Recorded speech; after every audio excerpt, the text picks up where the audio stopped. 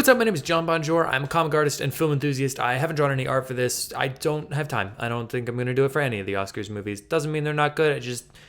You can only do what you can do. But I would love to enthuse about a movie. Today we are talking about The Substance. Whoa boy.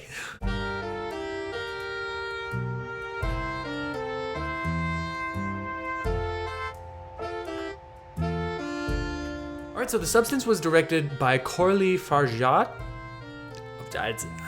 Maybe? That's her name. I don't know if that's how she pronounces her name. And it stars Margaret Qualley and Demi Moore. It is Oscar nominated. It is nominated for the Best Picture at the Oscars, which is genuinely crazy to me. The Academy so rarely actually addresses horror as a film genre.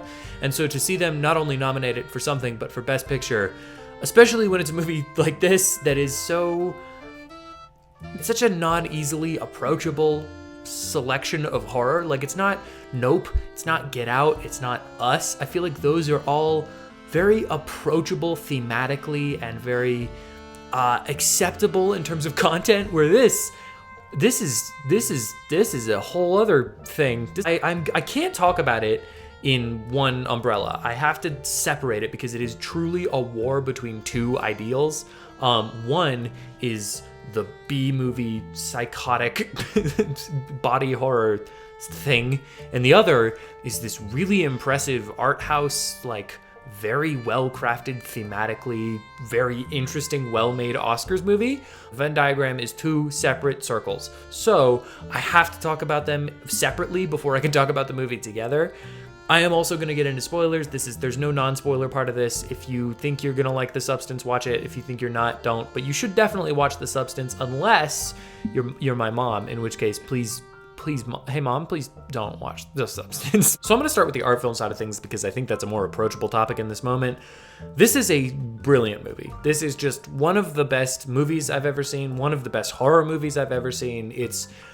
It has so much to say about a topic that could so easily be so empty and vapid. General point of the movie, if you haven't seen it, for whatever reason you're watching this video, Demi Moore plays this actress who is starting to age out of the career that she had. She starts getting jealous of the people who were in her position 20 or so years ago, and she's faced with this essentially crushing reality that women in Hollywood and in the general industry really sort of phase out of their careers. They become less interesting to people. There's a really just a nasty man who tells her that, like, yeah, she's just gonna stop getting roles. He's, I think, her manager, and he's just the grossest guy in the world. That's not the point.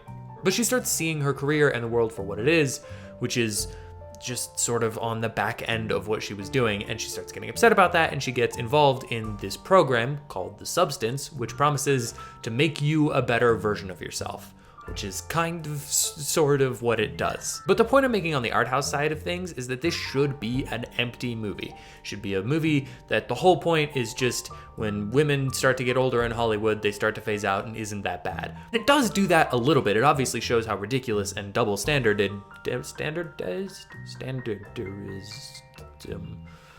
how much of a double standard that is. But it also has so much to say about personal self-hatred. It has a ton to say about body dysmorphia and how we look at ourselves, how we feel about ourselves, what we put stock in, where we put our value. It is a story that is so deeply entrenched in this vapid wasteland that is Hollywood, but also it does a really good job of making the main character not this annoying character who's just so obsessed with her looks, but someone who is feeling deeply, deeply insecure and doesn't want to show that, doesn't want to share that to the world, and tries to cover it up. It ends up being this tragic sort of a warning for people to not try to go to the lengths that people are going to go to cover up a natural thing that is normal, but learn to accept themselves. It's so interesting to me because that's a thing that I've struggled with. I've had a lot of struggles with body dysmorphia. I lost a ton of weight right out of high school. And so it's like, it's so interesting to me to see these little glimpses of my life. And if I can connect to this movie, then I think it's doing a really good job, because it's clearly I'm not the target audience for it. I mean, as a horror fan, I'm the target audience, but it's clearly making a point for women and for women in Hollywood. And so if I'm able to connect to it, I think that's a hugely good sign for its just general universal appeal. I think part of that is due very much to Margaret Qualley and Demi Moore's performances. They both deliver these really interesting character pieces throughout the whole movie. Demi Moore is doing a great job playing this really self-loathing, harmful character who just is sad and trying to struggle through reality. And Margaret Qualley is playing this character who's right at the beginning. She's fresh, she's new, she's exciting, she is obsessed with this culture, and also really hates her older self, which is really interesting to see this like two sides of the same coin hating the other side for the same reasons and also different reasons. I think the movie does a wonderful job constantly shifting how they feel about each other, which is presented in this really cool way through these posters. There's a poster of Demi Moore that's huge, and at first it's obvious that it's like her idolizing her younger days. Then eventually it becomes this thing that she hates about herself because she's not that anymore. And then eventually it becomes this thing that Margaret Qualley hates because she sees that it's like it's this older, worse version of herself. But before that, it's like a thing that she admires and tries to live up to. It's this really interesting, the way that they shape that dynamic. And in the same way, in reverse, there's this huge billboard right outside Demi Moore's character's window that has Margaret Qualley on it toward the back half of the movie. And I think it's really interesting the way that they play with that and sort of reverse the way that they're each feeling about the huge picture of themselves or the other side of themselves. Again, it's this thing that should feel bland. It should feel like it's a one-note movie, but they're constantly shaking it up. And throughout the movie, every time that a new change happens, every time they shift the story in a new direction, it completely changes up how we feel about the characters, how the characters feel about themselves, how we're looking at tiny little moments like food. There's this really interesting through line of food where the first sign of maximalism in this movie, which is the thing I'll get to toward in a minute here, but the first sign of the maximalism of this movie is the agent's character. When we first meet him, the first time we meet him, it's a shot of just like right up in his forehead as he's taking a piss, which is crazy. It's a psychotic shot. I love it so much. But then after that, the next time we see them interacting, Demi Moore is just sort of watching him shovel shrimp into his face and dip it in cheese, and it's the nastiest, grossest thing I've ever seen. I hated it so much. It starts this through line with food that kind of follows throughout the whole movie. You have the substance, which I guess I should explain if you haven't seen the movie. The substance essentially splits people into them and a better version of them, and you get 7 days on, 7 days off. So the thought is the consciousness can only exist in one of the two sides of this person. And so for 7 days, you're the person that you are, and then for 7 days, you go to sleep and the other person wakes up and they're younger and better and the better version of yourself. And there's an interesting, again, with the food, there's this interesting element where one side has to keep the other alive. So they have to give them a feed bag, basically, as they're unconscious and not in their body. And the double has to keep refueling with this like serum from spinal fluid from their body to keep them alive. So there's this weird parasitic relationship with food, which is expressed very early on with the manager. But then also throughout the movie, Demi Moore starts to have more and more struggle with binge eating and weird, just strange, like cooking so much and eating so much and self-punishment in that way. Again, a thing I've struggled with, which really hit close to home, but that's I guess that's the point of the movie, and it did a great job. That's just another example of how the movie isn't just a horror movie. It's not just a bland statement piece on Hollywood. It's so much more. It has so much more going on, and it's constantly shifting throughout the movie. To that last point about the maximalist nature of the movie, the way that it's shot is so interesting to me. Demi Moore plays Elizabeth, and her life is shot like a drama. It's moody lighting, it's dark, it's subdued, it's kept under wraps a lot of the time, it's shaky, handheld, it's very uncomfortable to watch. Where Sue, Margaret Qualley's character, is literally shot like a Coke commercial. Like it is shot with steady cams and close-ups and gleaming, like glistening bodies and zoom-ins on so many butts. There's so many butts in this movie. But it is shot in this alluring, sexualized way of things that aren't necessarily alluring or sexual. but it's all poppy and heightened and loud. And those two going back and forth is so interesting because, again, what I'm talking about with the way that the movie shifts your perspective on things, you start and you see Demi Moore's life, you see the way that it's shot, and it feels sad. You feel that harshness to it. And when you first see Sue's life, you feel that poppy, exciting, bright, fresh feeling. And then as the movie goes on, about halfway through, it sort of switches, where Sue's life is too poppy, it's too fresh, it's too loud, it's too overstimulating. And Elizabeth's life starts to feel more grounded and more real and more human. And there's this really, I don't quite know how they managed to flip that script, but they did a wonderful job with it. It also makes some of the horror elements a lot scarier, which brings me to my other point, the other side of this movie that I'm addressing. This is a really, really scary movie. This is disgusting in a way that I was so wholly unprepared for that I have not stopped thinking about it, and I watched it like a week or two ago.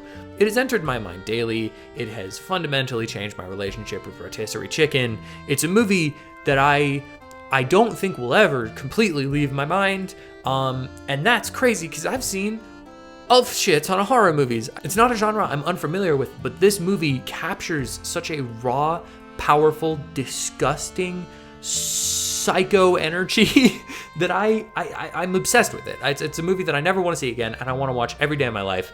I don't know how to process this. I have to dig in. It's one of the craziest things I've ever seen. At its core, it's a body horror movie, which we all kind of know. Well, we probably don't all know, but if you're as familiar with horror as I am, you know a body horror movie is an escalation from something normal to something completely unnatural. If you take The Fly, there are stages of becoming more like The Fly.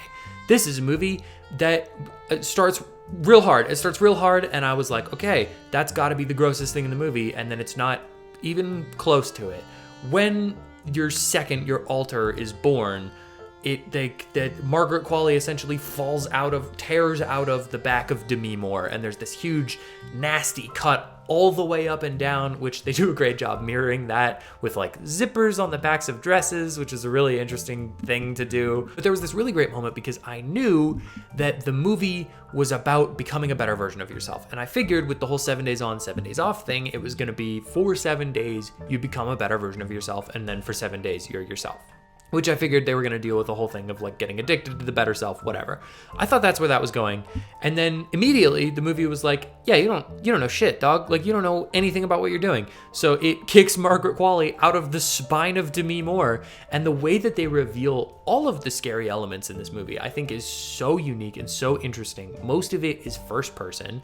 Most of it feels, it's not done in the classic, like there's a lot of mirror jump scares. And in horror, when there's a mirror, you expect it to, there's the mirror there, they pull open the mirror, they close it. When there was nothing there, there is now something there. Boo, we're all scared.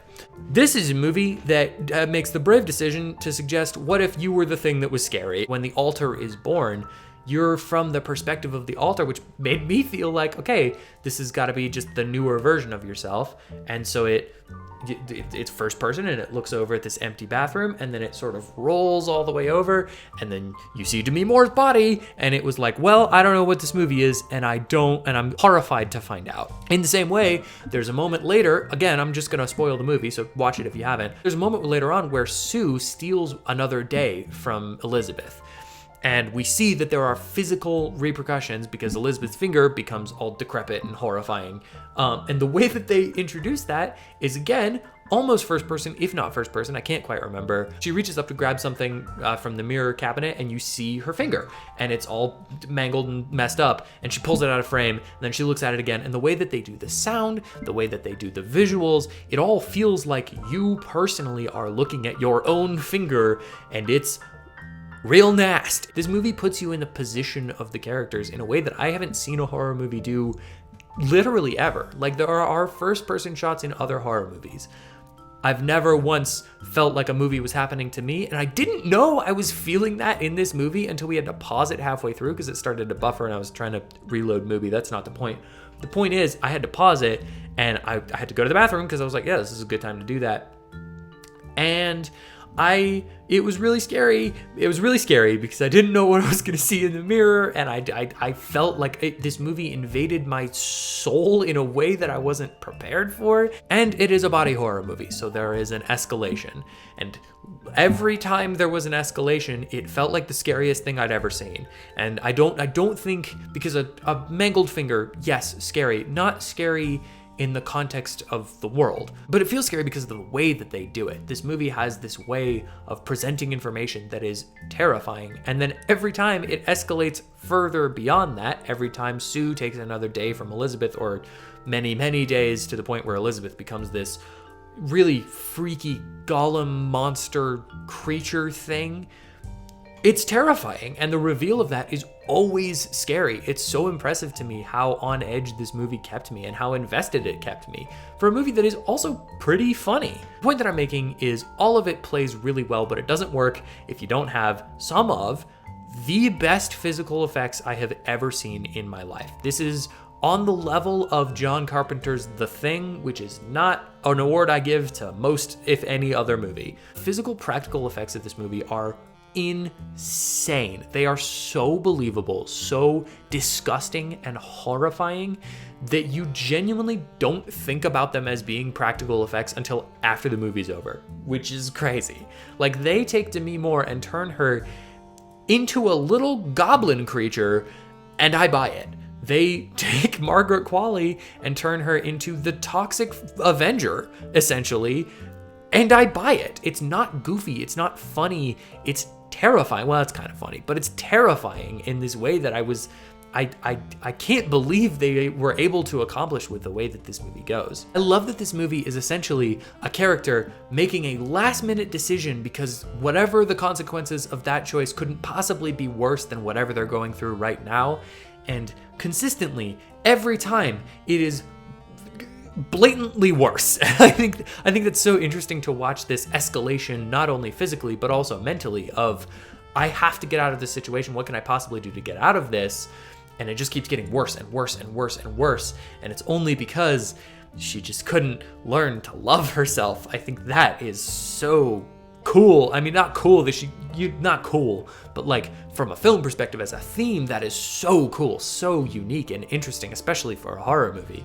And what I was saying before, this is where they kind of come together. You have this art house movie that's going on, you have this body horror movie that's going on, and at the end of the movie, in the third act, they just collide. They literally collide. It's like the last 40 minutes of the movie, so it might not be the third act, but toward the end of the movie, Margaret Qualley and Demi Moore as her weird goblin self physically fight. They're alive in the same moment, and there's this fight. And I was kind of expecting it to be this thing where they have to like learn to accept themselves in this horrible state, but no, that's nope, we're not doing that. Instead, your original is dead, and now it just becomes this story where we're following Sue, who clearly doesn't have the same mental capacity that Elizabeth did, which is not a great sign because Elizabeth made the choice to go on the substance. And she goes, well, you know what? I might as well just take the substance myself. So she takes the substance to hopefully get an even better version of herself. And what does it create? A disgusting, horrifying, Toxic Avenger monster creature. This is a movie that is literally a fight between a creepy, weird, disgusting horror movie and an art film. And the disgusting horror movie just happens to win in the end. That final act, the new Sue, whatever you want to call. Oh, they give her a name.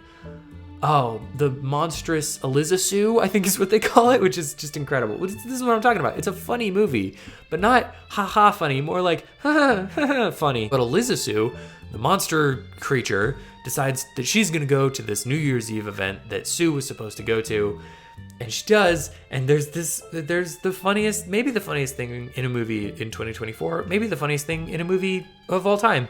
Right before she goes, she's getting all dressed up, and she's obviously a like mutant freak, and the movie just spends so much time with her putting earrings on and looking at them and being like, oh, isn't this beautiful? And it's so gross and uncomfortable and strange that I was dying laughing, but not because it was funny, but because I was so uncomfortable that it was funny. And I've never had a movie do that to me. So anytime a movie can show me something I've never seen before, I love it. Anytime a movie can make me feel a feeling I didn't know was possible, it immediately skyrockets to one of the best things I've ever seen. So anyway, the final act of this movie, she goes to the New Year's Eve event. She also starts decomposing. They are all freaking out because she's a horrifying monster, which, by the way, this is what I'm talking about. The movie is full maximalist because all of the dancers that are part of this family-friendly New Year's Eve event, topless. They're just naked. They're just wearing nothing. And there's this weird moment where I didn't notice it until we saw that we go from the dancers to a shot of a small child, the little girl just like enjoying the time, and then we go back and they're all topless. I don't know when that started happening, and it's a really interesting thing because without that shot of a little child, I probably would have never noticed, or well, I mean, who knows, I would have eventually noticed, but it wouldn't have had the same impact that it does. And I think it's a really interesting statement on just like how we treat women, how Hollywood is treating women, what the world sees, how we're using sexuality in our movies, in our just regular lives. It's wildly interesting.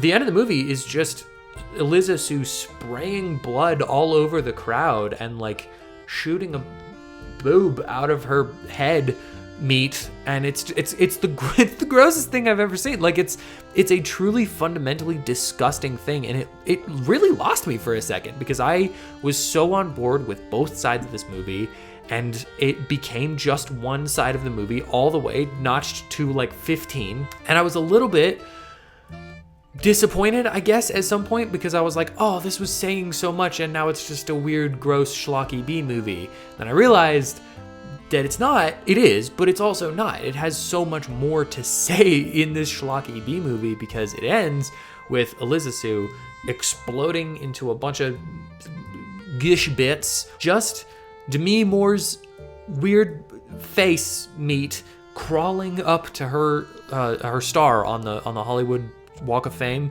and just dying on her star, which is, God, that is so good. Like, it's such a profoundly solid visual that I completely had no idea was coming. The movie opened with like a montage of her star being put in, and you see her growing fame, and then her becoming like a household name, and then her becoming somebody that people used to talk about, and then but then ending with her the repercussions of her own actions, crawling as a weird sack of flesh onto her own, the one thing she can still hold on to, and dying.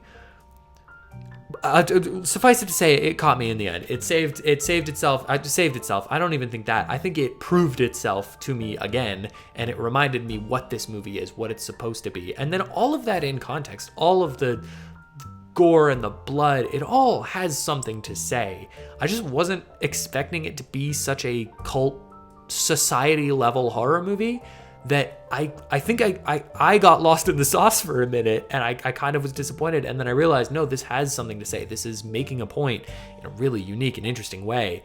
The Substance is such a delicate balance of two extremes that should not work together and kind of don't work together in a really unique way, that it's one of my favorite movies I've ever seen. And to that note, it is nominated for Best Picture at the Oscars, which is shocking to me because, again, they never nominate horror movies. It just like almost never happens. Number of horror movies that are good enough to be in the list of not necessarily Best Picture, although also that, but for a lot of other awards, and they just kind of get passed up, is really sad because it's a very interesting, fundamentally creative genre that I think deserves more love. So the fact that it's even nominated is tremendous, and I couldn't be happier about that. Again, shocking though, and I don't think, for that reason, I don't think it'll win Best Picture, because I think there's going to be enough people that are turned off by the same thing I was and don't get back on board or don't see it the same way I do, that I think in the voting process, it would not shock me at all if this didn't get enough votes to win, because it's a gross, weird, very specific niche kind of movie. That being said, if The Substance did win Best Picture, if it does win Best Picture in a couple of weeks, I don't disagree. I don't disagree at all. I think this is one of the greatest movies we've ever made as a species. I'm sad that I missed this in theaters. I'm also not, because I don't know if I would have survived that, to be honest. Like, I'm genuine. I might have been one of those people that left throwing up. I loved The Substance. I'm excited to see how it does at the Oscars, because I hope it does really well. But even if it doesn't, that takes away nothing from how incredible this movie is. What did you think of The Substance? Have you seen it? Did you like it? If you haven't seen it, why haven't you seen it? And if you're my mom, it's a great call. Thank you so much for watching this video and checking out this channel. If you'd like to hear more of my thoughts on disgusting movies, scary movies, fun movies, funny movies, comics, TV shows, Martinelli, really whatever, hit the like button, hit the subscribe, and comment down below what you'd like me to talk about next. Or do none of that, because I truly am not your dad.